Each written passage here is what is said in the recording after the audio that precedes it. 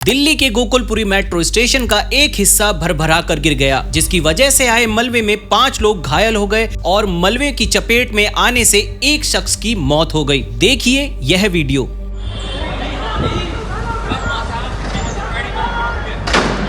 फिलहाल सड़क को बंद कर दिया गया है और डीएमआरसी ने मामूली चोट के लिए 1 लाख रुपए, गंभीर चोट के लिए 5 लाख रुपए और मृतक के परिजनों को 25 लाख रुपए की राशि देने का फैसला किया है। बताया जा रहा है कि डीएमआरसी के सिविल डिपार्टमेंट के 2 अधिकारियों को तुरंत निलंबित कर दिया गया है।